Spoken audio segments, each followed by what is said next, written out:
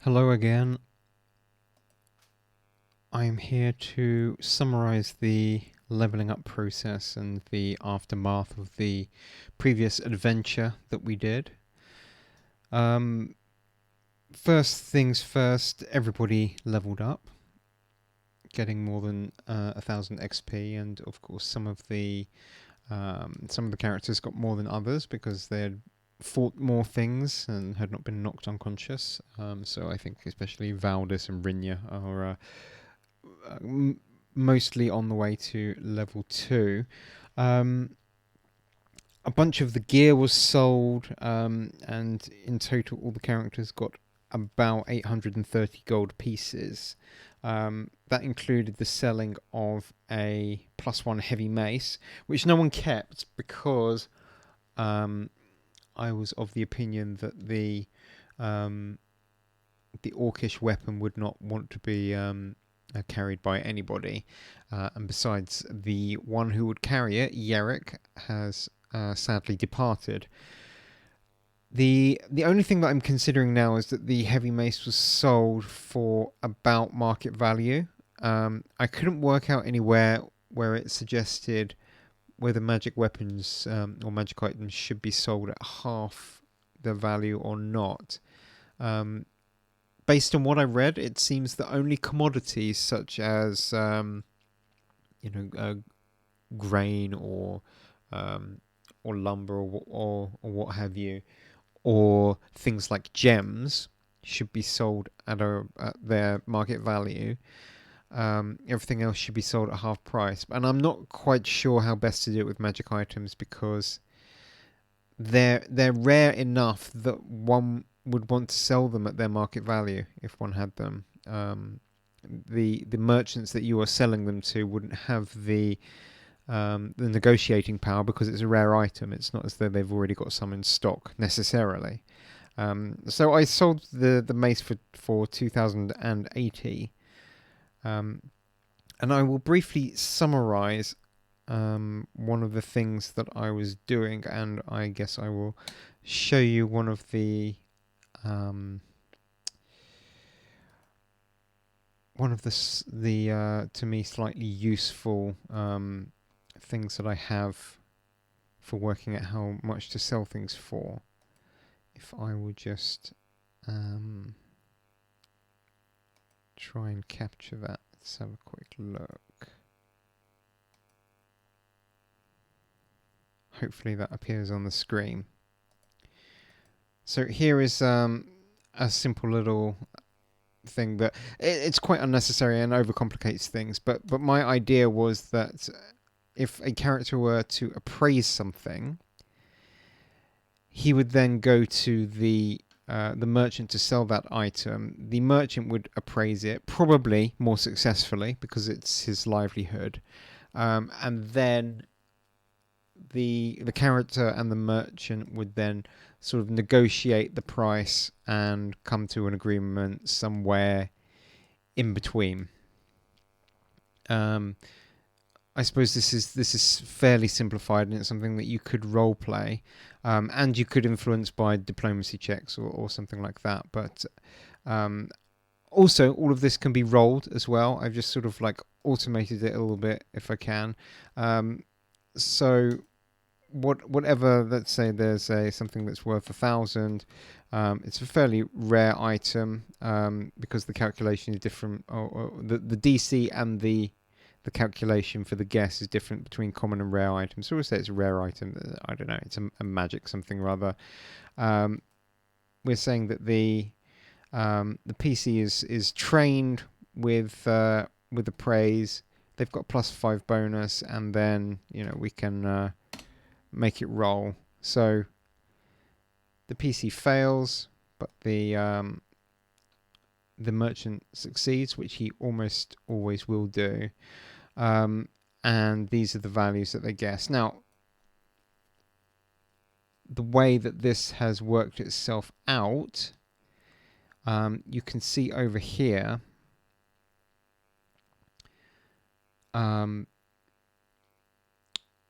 Let's just do another example where it gives us some different prices.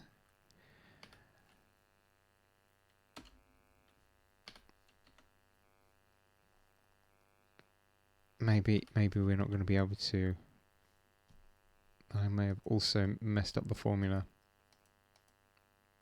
Anyway, I'll tell you how it's supposed to work, and then I'll look at it afterwards. The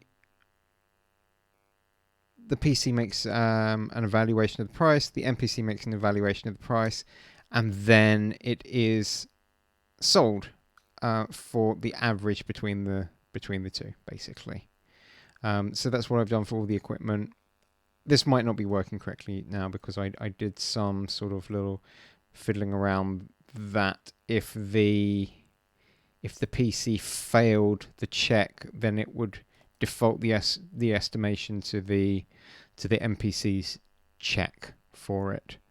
But it looks like it may have just applied that to everything, so they're always making the same guess. Anyway, that resulted in all the characters getting 830 gold pieces approximately each, divided by 5, that is, 5 characters, because we lost one. So if Yerrick had still been there, then they would have gotten slightly less each. And so what are we looking at now? Can we transition to the... I'm not very good with this.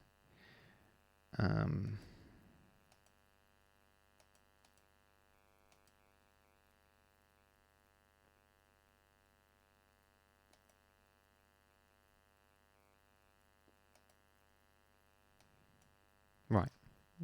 That's back where we should be.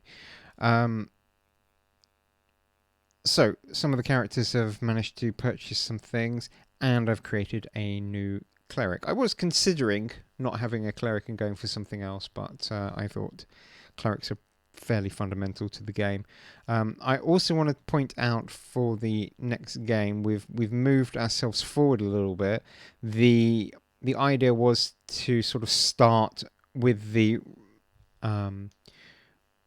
with the sort of release time, the release schedule. So let's pretend it's the year 2000 and the Player's Handbook, Dungeon Master's Guide, and Monster Manual have been released.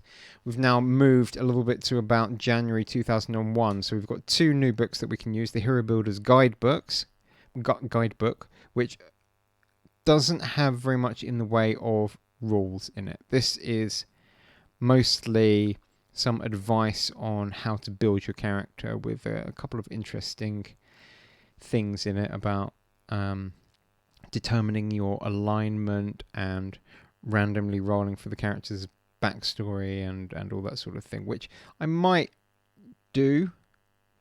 I remember when I was a kid and I got this book, I thought it was quite fascinating and quite fun to roll some things, but its utility was fairly limited.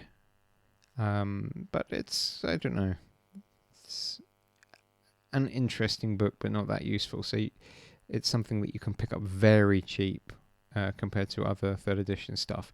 The other book, which I remember purchasing when I was a kid, is Sword and Fist, and this is a guidebook for fighters and monks. And there was a whole series of these guidebooks for each class, and the main thing about them was the prestige classes that were in there. There was also a lot of extra feats which ended up in the core rulebook for 3.5 edition, and there were different ways that you could use skills and that sort of thing, and general advice on playing the characters. So they were quite useful. And I'm intending to use some of the prestige classes from these when we get to that stage. So I haven't chosen which ones we're going to use yet, but I think it will be good to try and take some of the things from these. Certainly for the monk, one of the prestige classes, and some of the feats within this book I will try and use. So, with the death of Yerrick, I did something that you might you might be interested in using in your own games, and that is funeral costs. Because when a character dies and is taken back to the town, the cost of dealing with the body would not be unlike that of today. And the way that I dealt with this is thinking about how would a funeral service be performed in a magical fantasy world, and we've got an actual way of working that out. So in the village that was close to the mine that the characters were in, there was a third level cleric who would be able to cast Bless and Consecrate, because I thought that these two spells were appropriate to a funeral. Consecrate, obviously, once the body is buried, the land is consecrated there, as part of the burial ritual, and the Bless spell is cast upon, or as part of the sermon. Obviously, it doesn't have any utility because nobody's actually going to be in combat during a funeral service, but the idea of casting Bless as part of the sermon seems to be appropriate to me, especially in terms of the cost of it. And then also a Bless water spell might be cast to make some holy water for sprinkling on the grave or something. So based on the cost of spells, that totals at 120 gold pieces for those 3 spells. So that would be maybe a fairly extravagant funeral service. A peasant or a lower class person, maybe they would only have Bless cast, and that's 30 gold pieces, or maybe they'll only have Bless water. Let's say that the Consecrate spell, for a start, requires a 3rd level cleric, but also it requires a lot more money, so it's more of an aristocratic sort of thing. And then I just added an extra two gold pieces as sort of the daily wage of the cleric. So 122 gold pieces for the funeral service, just as a little something to think about. And some other expenses were on identifying the scroll that they picked up, and the magic potions and that sort of thing. So the next thing that we did was leveling up, and not much occurs at 2nd level. Akihito got a new feat, which is Deflect Arrows, which is going to be fairly useful, I think. But that was about it. I think the base attack bonus went up by 1, because it started off as +0, strangely enough, for a monk. And Akihito spent money on Braces of Armor +1. As he is not using weapons, it seemed like getting that would be a good idea. I thought I could save up for some +2s or something like that, but his armor class was quite bad already as it is, so I thought that was a good investment for him. But not much else changed with Akihito there. Fenton got some more spells, and what I decided was, I think originally I had chosen Charm Person and Sleep as his 1st level spells. If he had them at 1st level, I can't remember. Anyway, I thought Cure Light Wounds is a nice one for the Halfling Bard to have as well, and I'd forgotten that the Bard can actually take this. So that's incredibly useful to have a 2nd character with the ability to cure. Also, we got I don't think a wand of Cure Light Wounds as well. We purchased, which is going to come in very handy.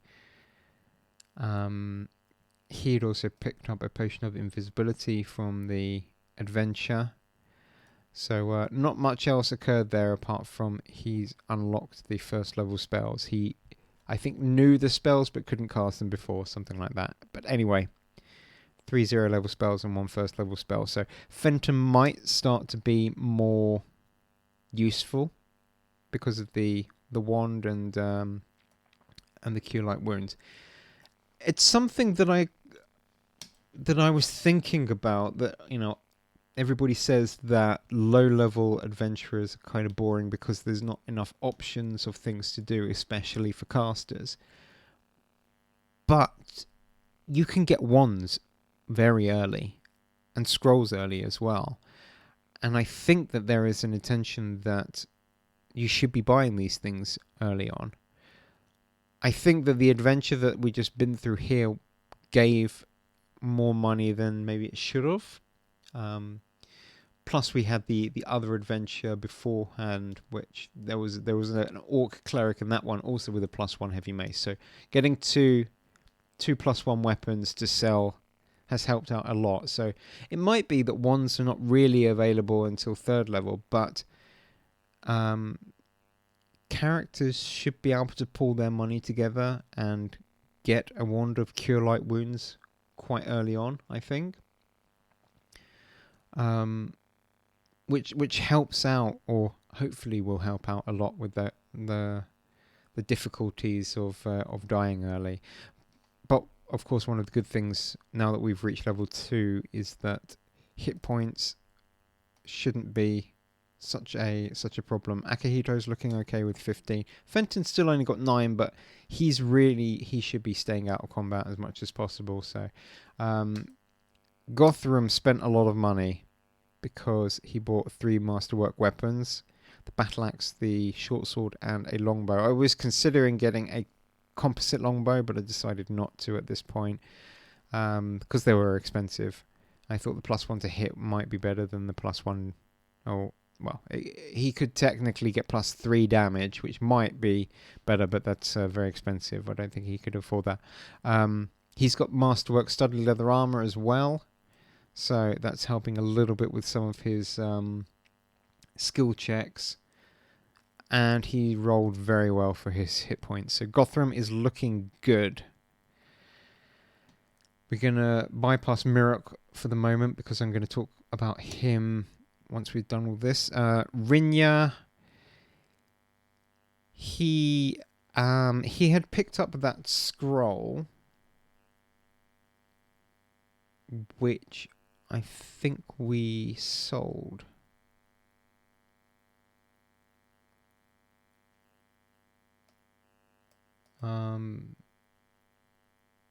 Yeah, it had 3 spells on it, and there were divine spells as well. I don't know, maybe I gave it to our new cleric.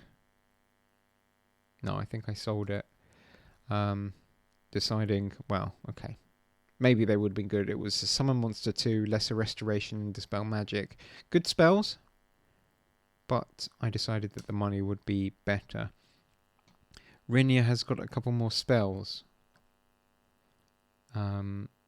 As you know, he is a transmuter, and evocation is not his forte, which, by the way, means that he can't even use scrolls or wands that have got evocation spells. So getting a Wand of Magic Missiles would have been cool, but to me, evocation spells are very standard and boring, and I prefer spells having actual interesting effects. So Burning Hands, Charm Person, Detect Undead, Expeditious Retreat is a new one, I think. Identify is a new one as well.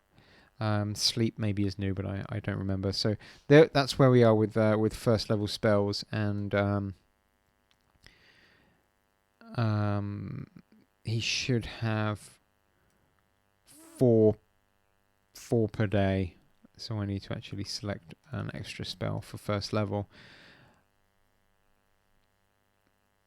And in terms of things that he's purchased, I don't think he's gotten anything new. I need to update the spell book as well. So there's a couple of things still to do with him. He still has a potion of Cure Light Wounds from the previous adventure. He needs to buy some more arrows as well. I've forgotten to do that. But yeah, Rinya's good with his longsword and his longbow at this stage anyway. So all good there. Valdis, The rogue at level 2 gets evasion. So he's got that now, and he's also purchased a Masterwork short sword and a Masterwork short bow. So that's going to help him out a little bit there. He had picked up a potion of invisibility, or bought one, I can't remember, but he's got one there. And I decided to give him Masterwork Thieves Tools, which gives him bonus on Open Lock and Disabled Device, which these bonuses are not actually included here. So it should be +8 for Disabled Device and +10 for Open Lock. And his hit points are kind of fine. A little bit above average, I think. And so that moves us on to our new character, who is a dreaded gnome. Now, I greatly dislike gnomes. I think that they're too comedic. But I randomly generated the race. I have another Excel spreadsheet for randomly generating ability scores and races and everything like that. And gnome kept coming up, so I thought, okay, let's do it then. Let's have a gnome, because I dislike gnomes and I thought it would be kind of comical. So he is slightly different than our previous cleric, because his 2 domains are we should have it somewhere written. Where are our domains?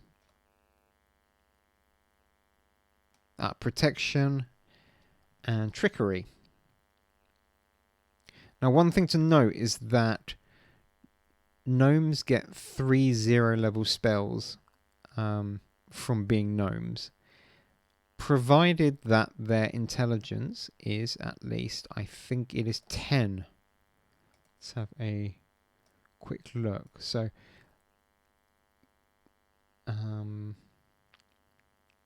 yep, intelligence score of 10 or higher may cast Dancing Light, Ghost Sound, and Prestidigitation once per day each. We have an intelligence only of 8 for Mirok, so he is suboptimal as a character because he is missing out on those spells, but he makes up for it with a wisdom of 18. Charisma's only 14, and he has got a horrendous dexterity bonus. So I wonder if he is going to last very long. We'll see. But we've taken Sanctuary as our domain spell, which could be quite useful. I'm not planning on using him in combat as much as Yerrick was used, and he doesn't have the ability to turn undead as much as Yerrick, who took the extra turning feat. And also because Mirok here has a -1 to his intelligence, he's only got he only had 5 skill points in total to play with, so his skills are pretty bad. I tried to focus on heal, but he's got, I think, 1 point in religion and 1 point in something else. I can't remember now. Concentration, I think maybe it was. So generally he's not very good. We're going to see what happens. Whether he's going to maybe multi-class or something, or well, we'll see if he even survives the first adventure. So he's our new guy. He's still got quite a lot of money left over. I just sort of bought the minimum things that he might need, and we'll see after the next adventure if he will want to have anything else. So that's our new guy, and I'm going to be going on another adventure with this party at some point and changing it a little bit so that it's not as grid based for the combat. That's my intention, to start using zoning or do the whole thing, theatre of the mind, but I'm just trying to work out how best to present that on screen so it's not just me talking and having a black screen or something like that, trying to make it a little bit interesting. But anyway, that's what occurred after the After the last adventure, the characters also were rewarded with 100 gold pieces for actually preventing the disease in the first place. So that is that. I will be back next time with the following adventure.